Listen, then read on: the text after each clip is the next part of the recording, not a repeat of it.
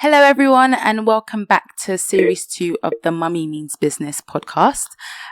Today on the podcast, I'm joined with my son who's moaning. So if you hear anything in the background, it's probably just him wanting to play. So just ignore that. But we're going to jump straight into it. And I am joined by the lovely Raquel. So I've known Raquel for many, many years. She's been one of those mums who is just very inspirational. She's very articulate. She knows who she is, and she's someone who I've really looked up to. She gives the best advice. She's someone who you can literally go to about anything, and she'll give you her honest opinion, and she won't beat around the bush. And that's something I've really respected about her. So when I was thinking of a podcast, I actually put out a message on Instagram, and she came back, and I loved her responses and the things that she was saying, and is exactly what I was thinking. So I thought it would be great to have her join. So Raquel's she's a mum, she's a wife, and she's got 3 beautiful children. And today we'll be discussing mostly about the pressures of providing financially towards household bills or anything in regards to the house whilst being a stay-at-home mum. So welcome Raquel. Thank you so much for coming on board. Thank you for having me. So firstly, before we kind of jump straight into the specific topic, I wanted to find out how the motherhood journey has been for you. Are you the mum that you thought you were going to be before you had children? Oh, wow. No, I don't think so. I mean, I had all sorts of plans and hopes, but I think just as you add children and just life, it just changes. Everything changes.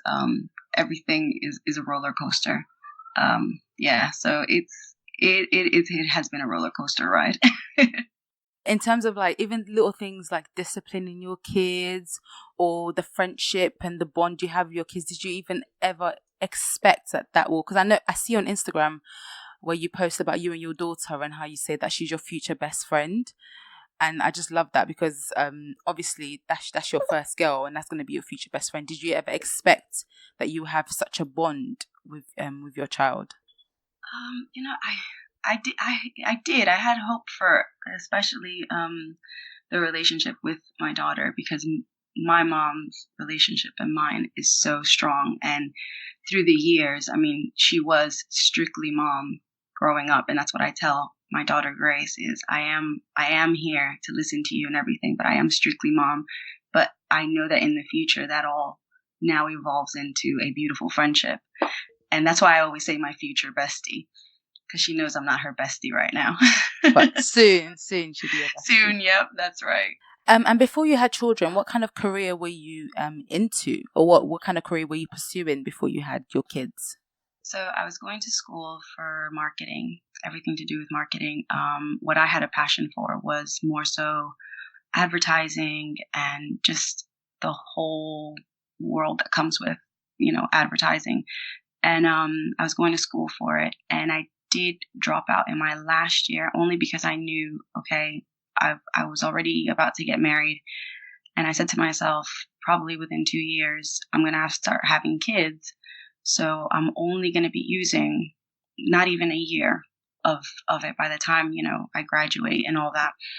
And I said, it's something I'll pick up later on once, my kids are big enough and they don't need me at home. But that was something that was in my mind, I think probably from about 17 that I said to myself, okay, once I have my kids, I'll be home with them, whatever sacrifice I have to make. And so I didn't actually get to work in that field. But what I was doing while I was going to school, putting myself through school, was I was a nanny for a beautiful family with 3 boys. And I think that is actually what really pushed me and really made me be firm on this I will be home with my kids mentality. So you already knew, even before you had your kids, you already knew that once you had your family, that will be your focus, and you're going to make whatever sacrifices that's needed to make sure you raise them yourself rather than, have nannies and nurseries and stuff.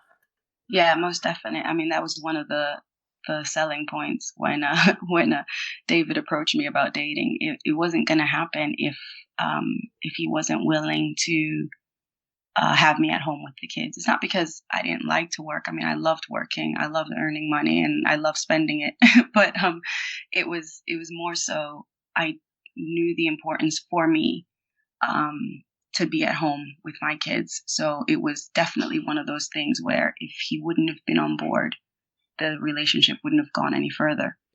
That's weird because my situation is even the opposite.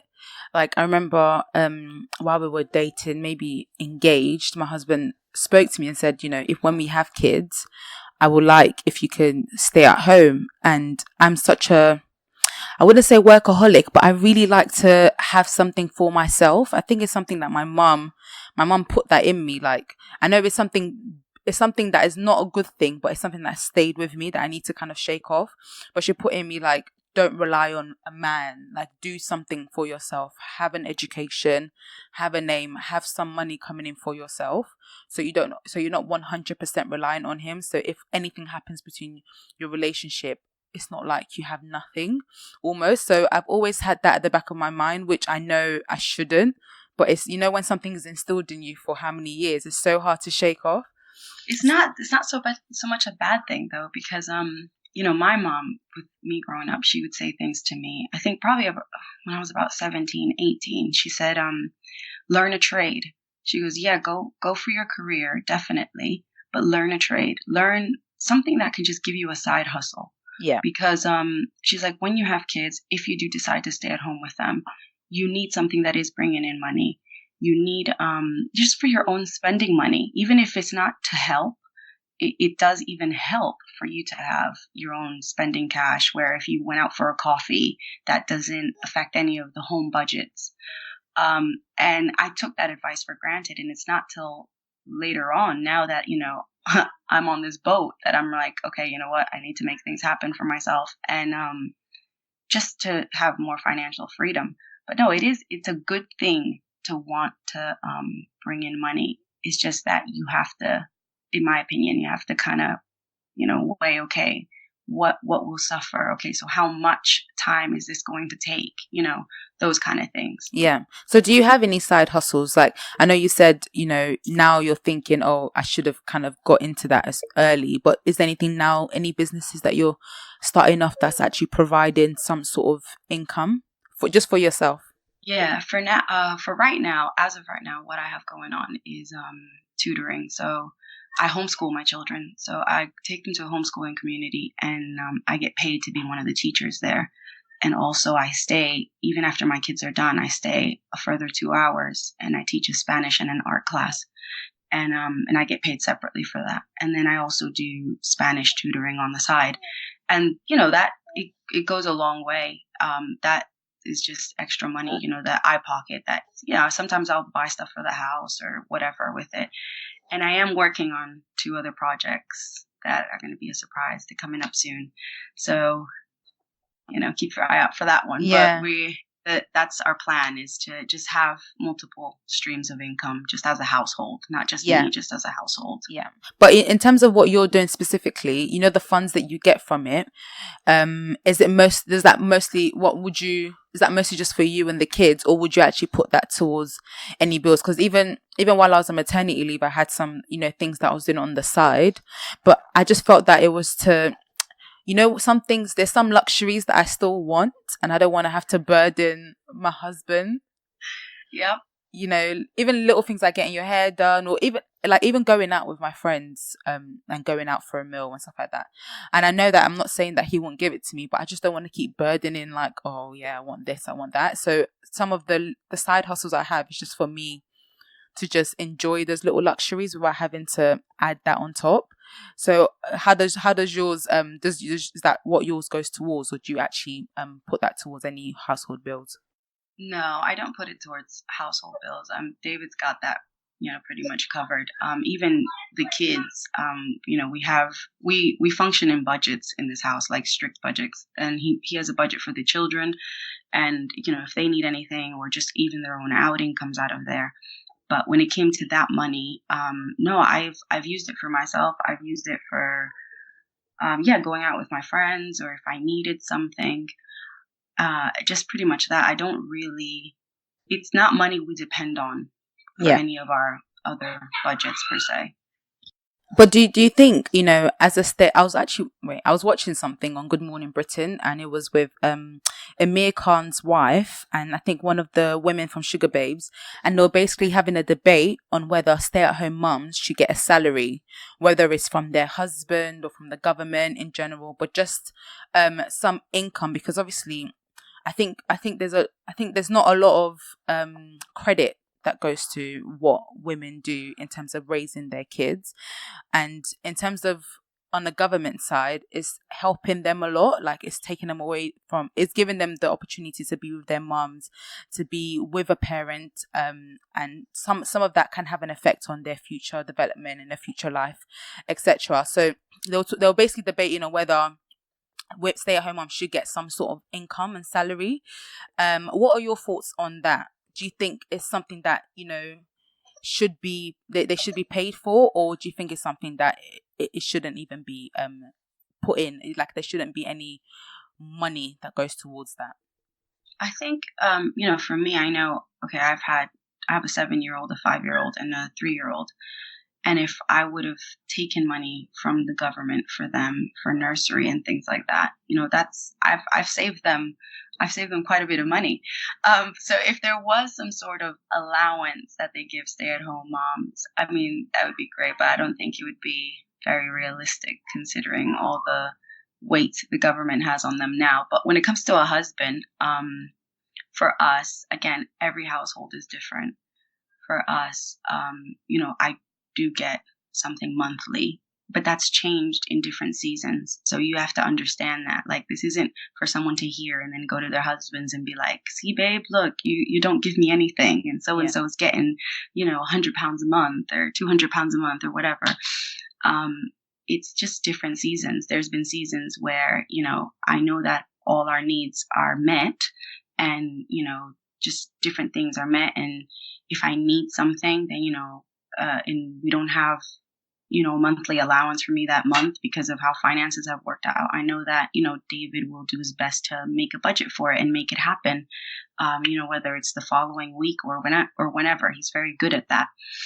But it's just having the patience to understand that there are different seasons. If you can, as a husband, and you have the finances for it to bless your wife who stays at home, that is incredible, because it is a complete full-time job that you don't get a break from.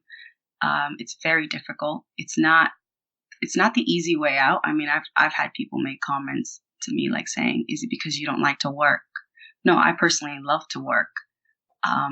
But it's just something I'm willing to sacrifice for this period. So just understanding the season, like this season, I may not have an allowance, or I may, but just, having an understanding with your spouse when it comes to that. But it is a good thing. It is, because it's a way of showing appreciation.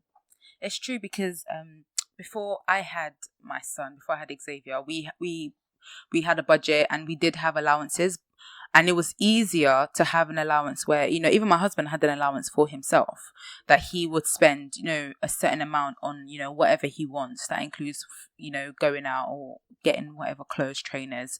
He has an obsession with trainers, so we had to put a budget to that. And then myself, I had an allowance as well. But because I had an income, it was easier to, be a bit, not reckless, but, give yourself the amount that that you can you can enjoy and not be tight or anything. Like I can easily go out, or I can buy this dress or buy that and not feel away. But now with Xavier, and we've had so many additional expenses that has come in, like you said, it is a season, and the kind of allowance aspect for myself had to kind of just go out of the window, and I have to really just be very frugal with everything that I have and I spend. So I think with that, like that's why I desperately want to go back to work. I know it's really, really selfish of me, but it's like I know it's really bad, but it's little things like, I want to have this, but I can't have it. I want to get this, but I can't get it because there's no income. I'm not getting any money. I'm on maternity leave at the moment, and I'm not getting paid anymore. So there's literally just one income. So you are right about the whole, it actually all depends on the season. But also, I think you saying that it's not a cop out, like you staying at home, it's actually more of a difficult decision than it is to go to work. It's so true, because I've been even battling with this about, whether I should go back full time or etc. But it's so much easier. I know it's really bad to say, but it's so much easier just to put him in nursery for 4 days a week and go to work and get that break, and then come back and then, fulfill the mum duties. But the negative side to that is even what one of my other podcasts with Auntie Inka that she was saying is that you don't get the good times with your kids. You only get the really crappy times when they're about to go to bed, when they're really tired, and you don't really get to enjoy your children. So those are like kind of the pros and cons. But what was the, when you were young and you said, this is the decision, I'm going to stay at home. When you had your first child, was it an easier decision or was it still quite a tough decision? No, I think once I had Grace, it was easy. I mean, it wasn't even, we just knew automatically that that's what would happen. More so, like, like I said, I nannied, for that family for about 4 years, nearly 5 years. And I was there for all the key stages. I was there for, the pickup line at school, and I would hear about their day, and I would do their homework with them, and I potty trained, and all the first days I was there, all the highlight moments. It was me in the pictures, or it was me taking the pictures. And even though the parents were very involved and very, as much as they could be for two people with very successful careers, and they did the best for their kids. For me, I was just so used to, in my growing up, my mom was there. Funny enough that I said the whole thing about a side hustle. When people always asked me, I said, yeah, I grew up in a household where my dad went to work and my mom was a full-time mom. But as a child, I never noticed that my mom was waking up at 5 and 4 in the morning to go and clean a pub on our high street. And she would be back home by 7:30 to wake us up for school, make us breakfast, and send us off to school. I didn't even notice, even though I knew my mom was a babysitter. All the little neighborhood children would get dropped off early in the morning at my house. It just felt like, I don't know, growing up, you're just oblivious to what's going on. And these are all sacrifices that she made so that she could 100% be there for us. She's the one who greeted me when I would, come home running from school. And that's exactly what I wanted for Grace and, for the rest of my children, was to just have me there full time. And it didn't, by the time I had Grace, it just didn't feel like a sacrifice. It just felt like, okay, this is the right thing for us. And this is the model we've shaped our family after, to just be at home. And yeah, so it just didn't feel, for me, it didn't feel like a sacrifice anymore by that stage. But I mean, that does change in seasons. Don't get me wrong. There's times where, look, I'm human. I spend all day with my kids. Like I said, I even homeschool them. So sometimes, like, people going to an office and just being in the city and just having something different to do looks very attractive. But it's just, you have to kind of keep going back to, okay, why am I doing what I'm doing? Yeah. And that happens to me with homeschooling as well. There's days where I'm just like, why am I doing this to myself? But I just have to recalibrate and say, okay, this is why I'm doing what I'm doing. And it does definitely help for the next morning. So it's seasonal, and it's difficult both ways, I think, being at home and working. Just all the challenges that come with it. I think at the end of the day, just parenting in general is tiring, and it's consuming, and it's draining. It's wonderful, but it's all those things as well. Definitely. And I think it would affect me either way. You're right. Because even my mom as well, like, even though my mom was present, so I knew that she was working. She was working crazy hours. Sometimes she'll work night shifts, then the next day she'll work morning shifts. But she always made time to make memories with us. So it's not, so she really, really made sure that she did both, even though you knew that she was exhausted, she was tired, but she was never not around. And she was never not there. And it is what you're saying. It's kind of like the side hustles that you realize that they do when you get older, but when you're young, all you see is them just being around. So you don't realize everything that they're doing behind the scenes. But has there been a time, since having kids, that you've ever felt pressure, whether it's the pressure that you put on yourself, to contribute something? Has there been like a hard time where you felt like, you know what, like, I need to contribute something, because I'm like, right now, we had to move house, my husband and I, because obviously with Xavier, our house became smaller. When kids stuff are it like a house that might seem big for just two people, when you have a child, it just seems all of a sudden so small. So yeah, his stuff literally took completely over, and obviously we had to move, and it was during the period that I'm not working, I'm not getting any money. And even though my husband was like, it's fine, like, don't even worry, I've got everything. And he's never ever given me he's never ever put any pressure on me or given me a reason to even think about anything. I put the pressure on myself to give something. And even if it's like £20, even though I know it's not going to make a dent, or even £10, or even if it's like buying my son's food, like something. And he's always like, relax, like, it's fine, I've got it. But I think it's the mentality, like what I go back to always wanting to provide something, even though I know, I don't need to. I just have that at the back of my head. Have you ever gone through that? Yeah, most definitely. I think even, especially when times are harder, is when you feel the pressure. There's been times when I remember having Jael as a baby, and I think we were living in Chesington at that time. And we knew, okay, things were tight. And I was thinking, okay, how can I, and this was not pressures at all put on by David. Like, he just wants his kids well looked after, and, that kind of stuff. He didn't expect this from me, but I was thinking, what can I do? I'm looking at like Sainsbury's and Tesco jobs at night, and I'm thinking, okay, maybe if I pump, because I was breastfeeding at the time, if I pump and then, just leave some milk for him and all that. And then, it's almost like at that same moment, again, I had to recalibrate and say to myself, wait, I could go and do a night shift, but how am I going to be the next morning to, once they both wake up and they're 100% my responsibility again. Yeah. And, at that time, I think Grace I was just starting to do a little bit of homeschooling with her as well.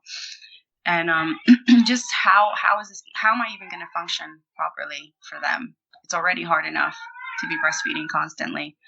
And then I had to just kind of say to myself, okay, you know what? No, again, it's a season, and I need to just do what I need to do and make things run as smooth as possible at home, so that, it can be smooth for David and for the children. So every time I do feel the pressure, I mean, for example, now I am trying to make things happen on the side, but it's more so because, I've come to an understanding that you should have, different money coming in, and it's okay to just not live tight and all that. But yeah, I battle it all, I've battled it many times where I'm just like, okay, maybe I should do something to help. But then I have to keep reminding myself, wait, what time are you going to do it? Look at everything else you're already doing. Yeah. Like, where are you going to actually fit this? Something's going to have to give. So I have to constantly remind myself, what am I not willing to sacrifice? Yeah.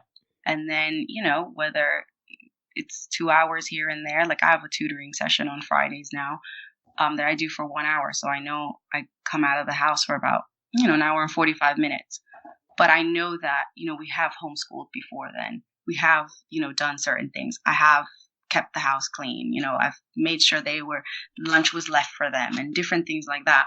So it's finding ways of doing it without the sacrifice, I guess you could say. Without sacrificing was important. But yeah, I've felt pressure time and time again, but put on by myself. And I just have to remind myself, you know what? No, you're doing a good job. Yeah. Just keep doing what you're doing. What I'm doing requires 24 hours. So when am I going to actually fit something? And just finding wise ways of doing it, making money while the other side doesn't suffer. And do you feel like now you've definitely found the balance? Like, what is the key to having that kind of balance where you can have your side hustle, but your role as a mom doesn't suffer? Yeah, it's understanding really what you are not willing to sacrifice. I said, it's funny because I just had this conversation with David this week, and I said, okay, if I'm bringing in a certain amount of money a month for whatever side hustle I'm doing, even though for people who know me, I enjoy cleaning, and it is one of the first things that I would actually hire someone out to do is actually to clean my house then. And just so that I can spend more quality time with my kids. Because the one thing that I'm not willing to sacrifice or to have someone fill my shoes in is the side with my children. The household stuff, I'd be willing to do that.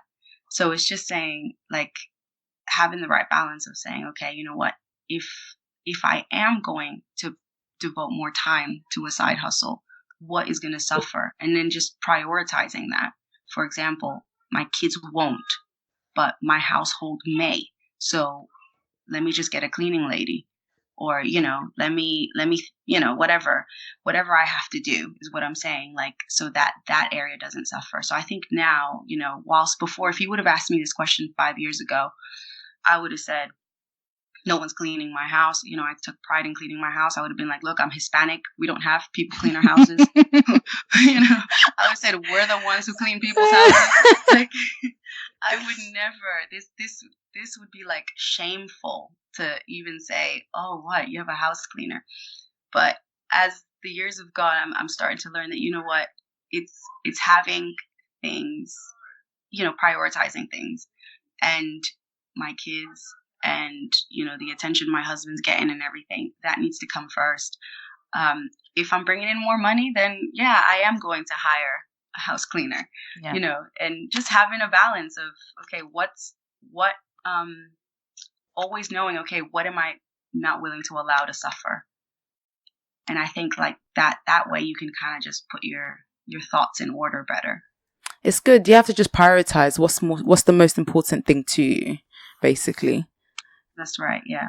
But yeah, thank you so much for being on this podcast. It's actually been really great talking to you, because, sometimes you see people, you go through things and you think, oh, will they go through the same thing? And when you hear their stories, like, oh, actually, I've been through exactly the same thing. So it almost humanizes everyone rather than just, saying hi and bye from afar and not really getting to know them. So it's been really good having this chat with you.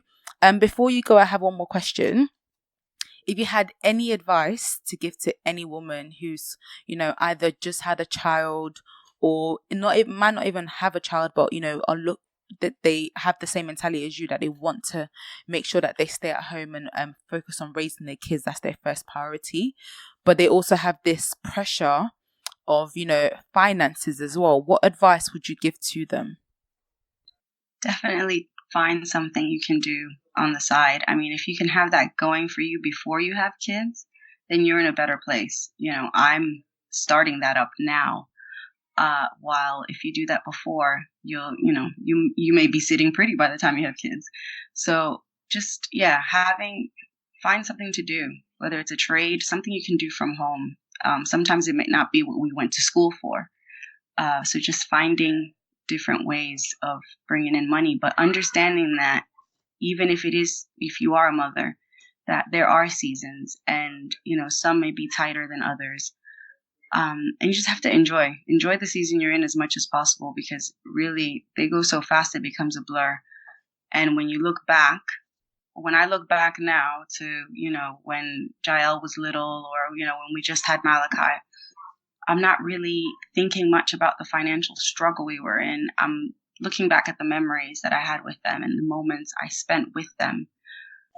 So just knowing that it's a sacrifice, but they are seasons and they will pass, and learning from them. I mean, I wish I would have taken on board, what my mom said from the very beginning. My story could have probably been different today, but this is the horse I'm riding now. So I have to make something happen for myself now. But yeah, find something to do, and also just enjoy your kids, enjoy the time that you have with them, because Because it's so they grow up short. so fast. They Yeah, really do. yeah, Even when you said Malachi was 3, I was just like, when did that even happen? Like, exactly. Yeah, to that bring happened so perspective. quickly. Yeah, Yeah. to bring perspective to a mom, if I wasn't homeschooling, right now I would only technically have one child at home with me, and he's even eligible for nursery.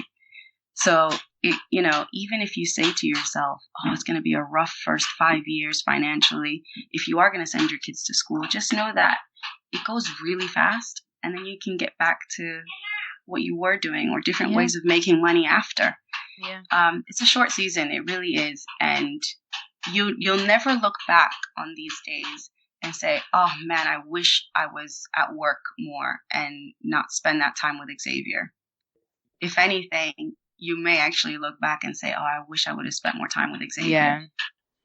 Yeah. I have like literally 2 more months to sort myself out, basically. So I'm just riding away from now and just like enjoying our time together, and I'll deal with the big elephant once the time comes. But yeah, thank you so much for being on this podcast, and thank you all for listening. Please remember to subscribe to the podcast. It's available on Apple Podcasts, on iTunes, on SoundCloud, and on Podbean. We'll be releasing episodes every week, talking to many different women about different topics. So make sure you stay tuned. And yeah, thank you so much. See you soon. Bye.